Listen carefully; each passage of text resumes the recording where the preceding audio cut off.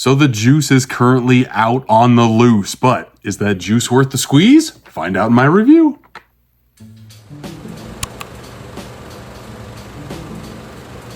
Hello everybody and welcome to Steelbook Obsessed. My name is Jake and I am giving you my first initial out of the theater thoughts of Beetlejuice. I am such a fan of the original movie, even though it had been a very long time, a couple of years since I rewatched it.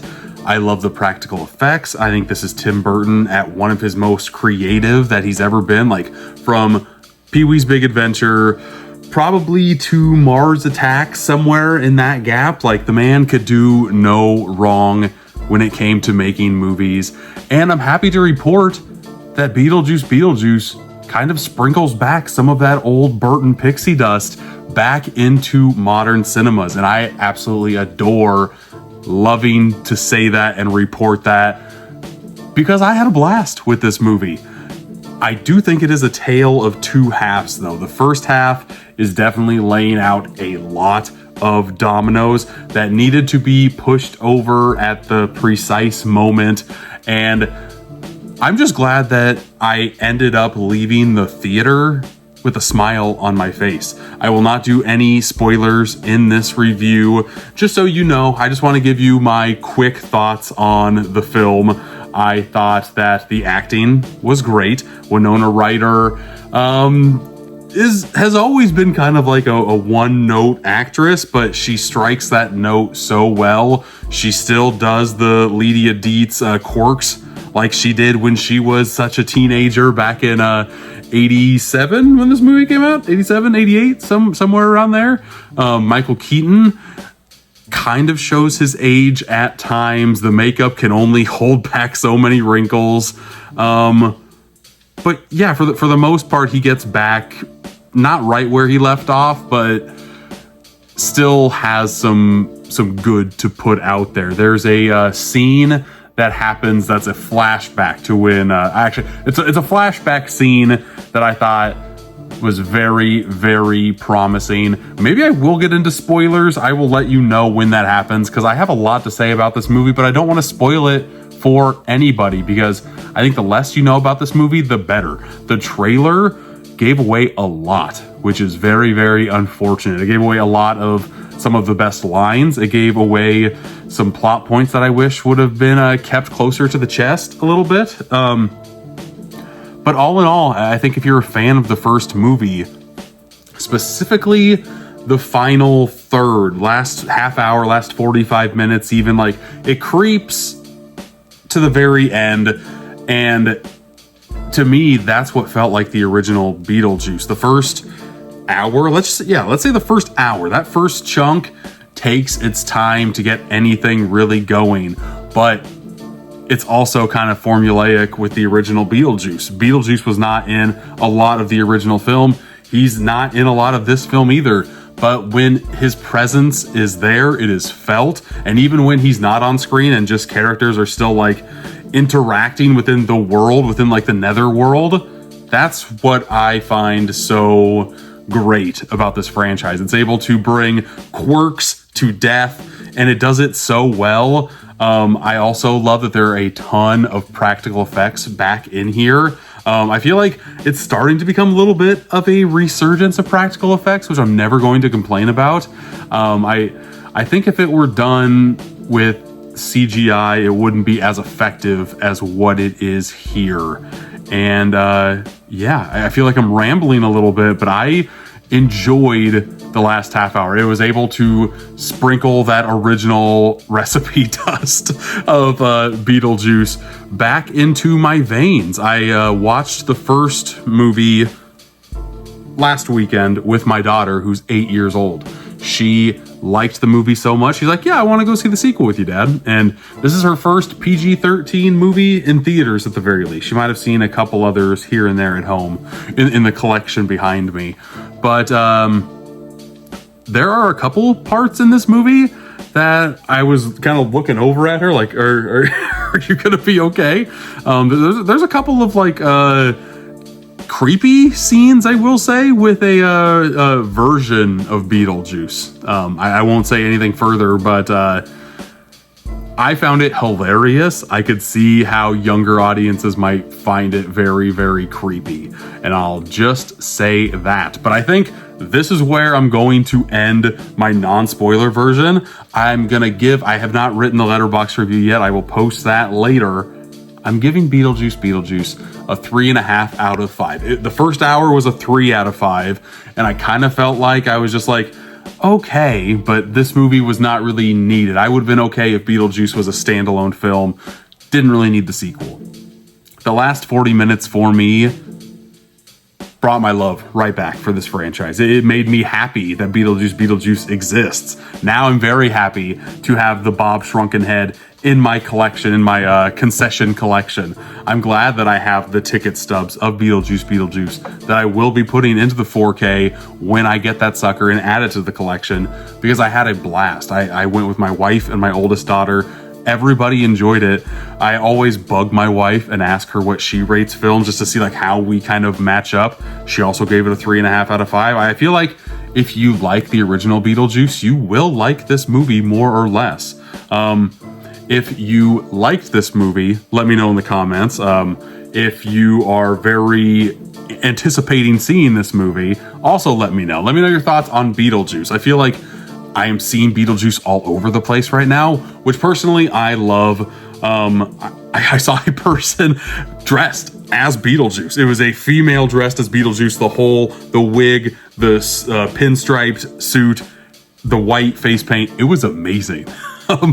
The theater was very, very packed as well. I love seeing that. I think this sucker is going to make a good chunk of money over the weekend, and I'm very happy to see it. But that is my non-spoiler part. I'm going to go a little bit into spoilers here, so if you don't want to hear any more, that's fine. If you haven't seen it, I urge you not to listen to the rest.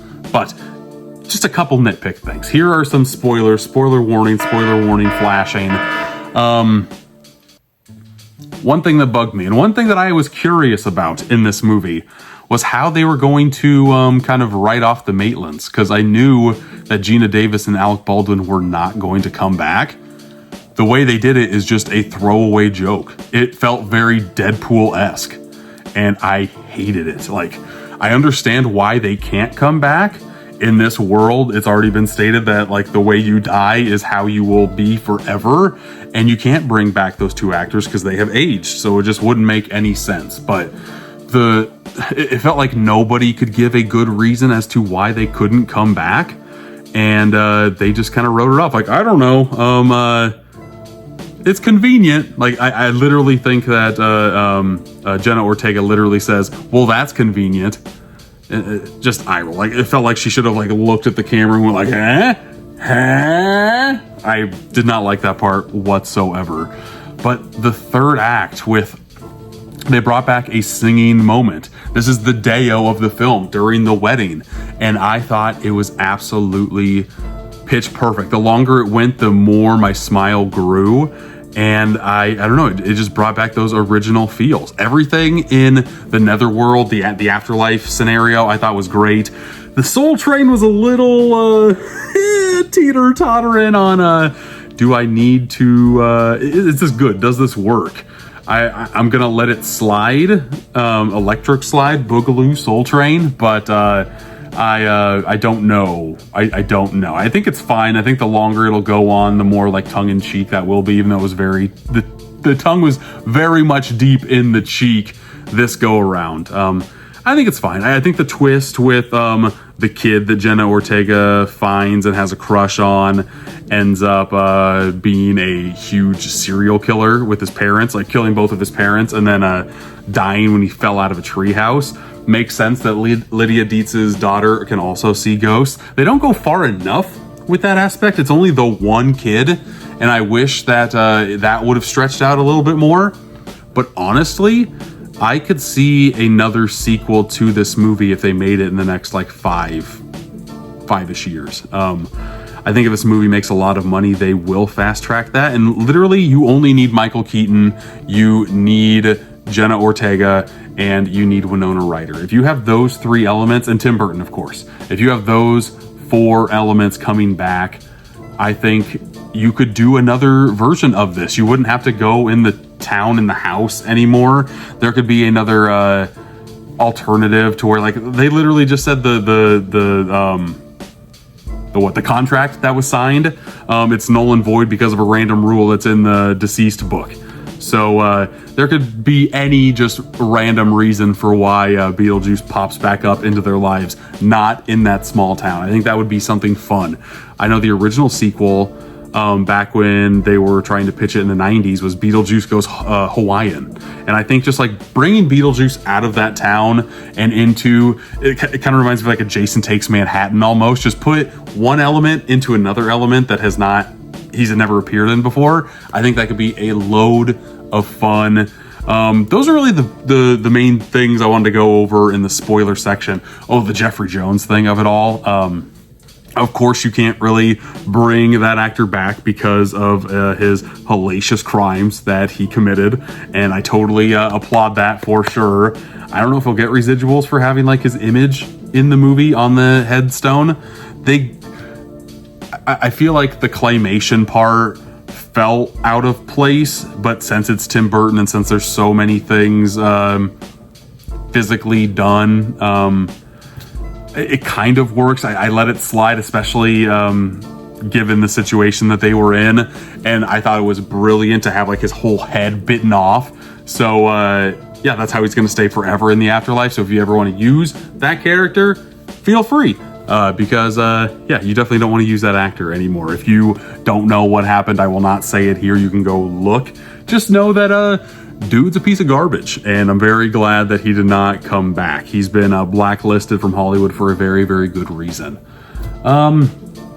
Anything else? I don't think so. I'm happy to see Beetlejuice thriving again, which I never really thought I would. Got my VHS tapes back here, my steel books right behind me as well. I enjoyed this movie. I cannot wait to see what kind of steel books come out for Beetlejuice. I just had a good time. And again, let me know what you thought in the comments. Don't spoil things in the comments, please. Let people watch this movie for themselves. I want this to be like a spoiler-free area, even though I'm doing spoilers now. I warned. I flashed my spoilers out there. So yeah, just please be respectful for people that can't see this opening weekend. But other than that, I had a very fun time at the movies with my family. Doesn't get much better than that. My daughter brought a blanket, was cuddling up with me. That'll just keep the heart warm for a very, very long time. But thanks for watching, and until next time, I'll see ya.